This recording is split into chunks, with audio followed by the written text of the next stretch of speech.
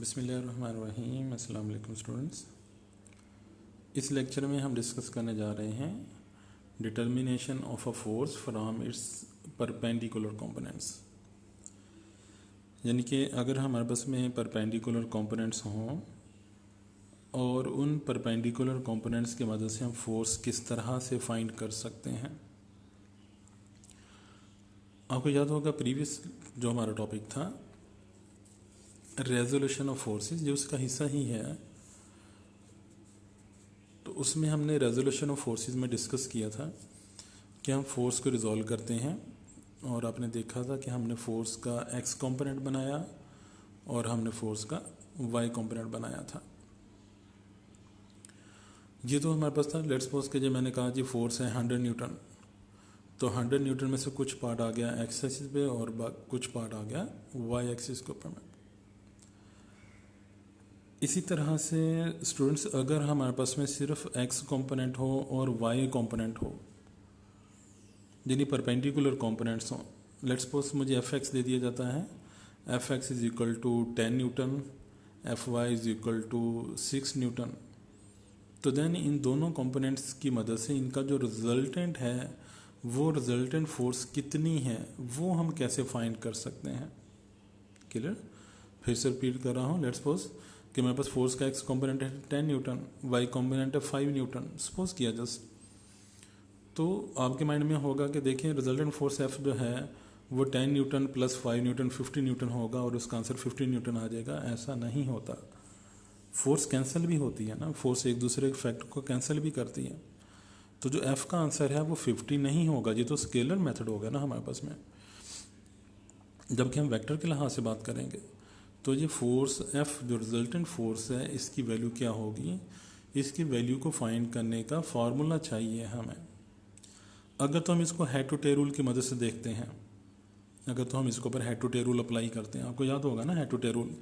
Head to tail rule में हम क्या करते हैं स्टूडेंट्स, हम फर्स्ट वेक्टर के हेड को सेकंड वेक्टर की टेल से मिलाते हैं। जहाँ मैंने कहा था कि सेकंड वेक्टर की टेल को फर्स्ट वेक्टर के हेड से कंसाइड किया जाता है और इनका रिजल्टेंट निकालने के लिए फर्स्ट वेक्टर की टेल को लास्ट वेक्टर के हेड से मिला दिया जाता है। तो ये इसका रिजल्टेंट वेक्टर फोर्स। तो इसका कंपोनेंट क्या है एफ एक्स और दूसरा कंपोनेंट क्या है एफ वाई। अगर हम इसके ऊपर में head to tail rule apply करते हैं ट्राइंगल के ऊपर में, तो जो ओ आर है यानी जो रिजल्टेंट होता है वो अपने कंपोनेंट्स के सम के इक्वल होता है। जो रिजल्टेंट होता है वो अपने कंपोनेंट्स के सम के इक्वल होता है। मतलब कि ये कंपोनेंट्स हैं एफ एक्स और एफ वाई, इनका सम किया तो आंसर क्या आया एफ। क्लियर? जिन्हें अगर हम इसके ऊपर head to tail rule apply करते हैं तो हेड टू टेल रूल की मदद से क्या आना चाहिए कि देखें एक वेक्टर कौन सा है ओ पी, दूसरा वेक्टर कौन सा है पी आर। तो क्या होना चाहिए O P plus P R किसके इक्वल आना चाहिए ओ आर के इक्वल आना चाहिए। तो जैसे यहाँ भी लिखा हुआ देखें O P first vector, O P first vector plus P R हमारा सेकंड वेक्टर, और इन दोनों को प्लस किया तो आंसर क्या आया, ये रिजल्टेंट वेक्टर। और रिजल्टेंट वेक्टर क्या है ओ आर। तो देखिए इक्वल किसके आ गया ओ आर के, यानी ओ आर इक्वल इसके आ रहा है। और अगर हम इसमें देखें ओ आर किसको शो कर रहा है फोर्स एफ को, तो ओ आर की यहाँ पे लिख दिया एफ हमारे, यानी हमने ओ आर की यहाँ पर क्या लिख दिया, हमने ओ आर की यहाँ पे लिख दिया एफ, उसकी वैल्यू पुट कर दी। और ओ पी की यहाँ पर लिख दिया एफ एक्स, फोर्स का एक्स कॉम्पोनेंट, और पी आर किसको शो कर रहा है फोर्स का वाई कॉम्पोनेंट।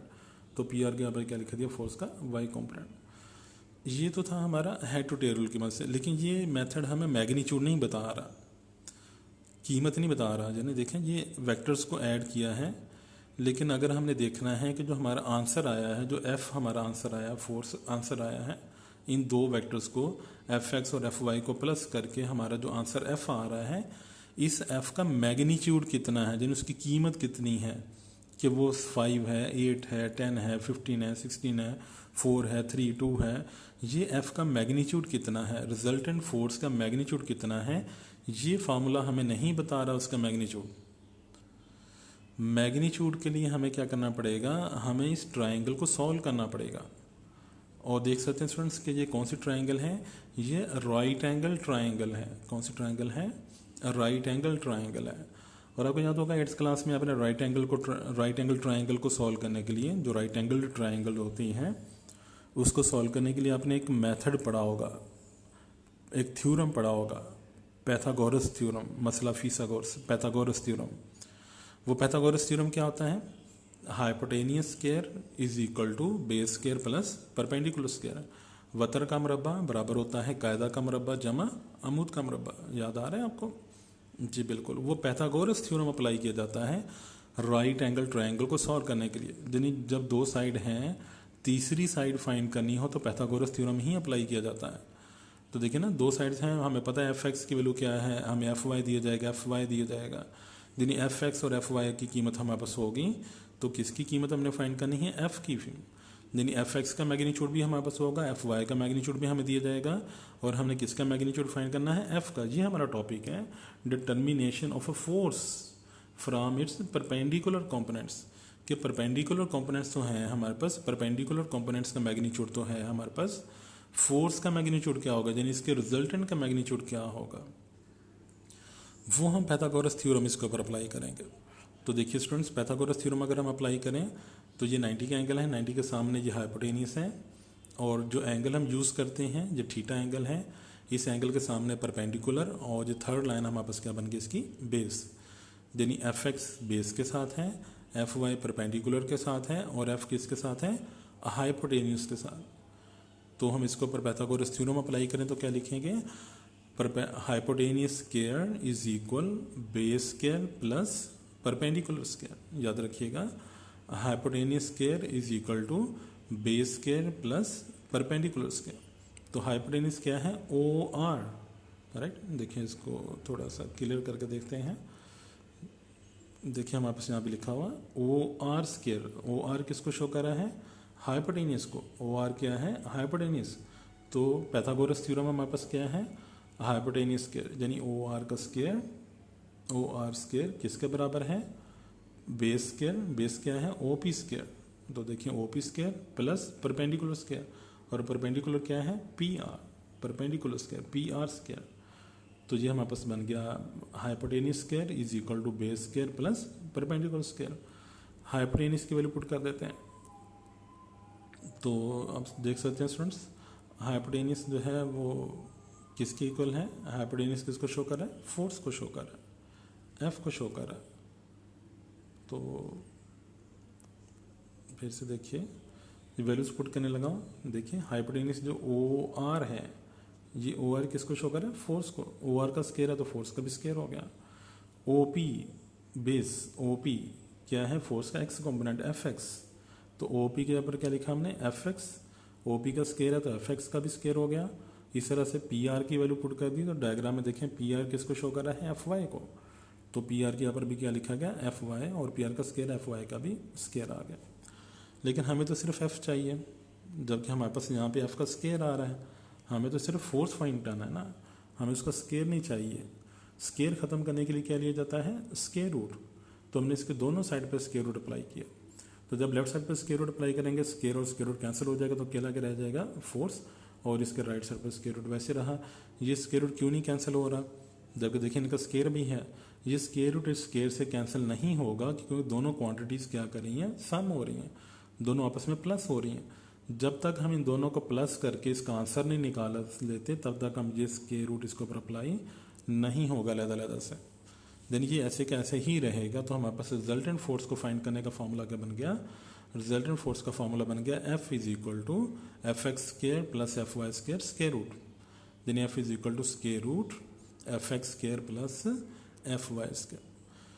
तो इस फार्मूले की मदद से हम मैग्नीट्यूड फाइंड कर सकते हैं, हम कीमत फाइंड कर सकते हैं, मैग्नीट्यूड फाइंड कर सकते हैं। किसका मैग्नीट्यूड? फोर्स एफ का। ये जो रिजल्टेंट फोर्स है, इस रिजल्टेंट फोर्स का हम क्या फाइंड कर सकते हैं स्टूडेंट्स?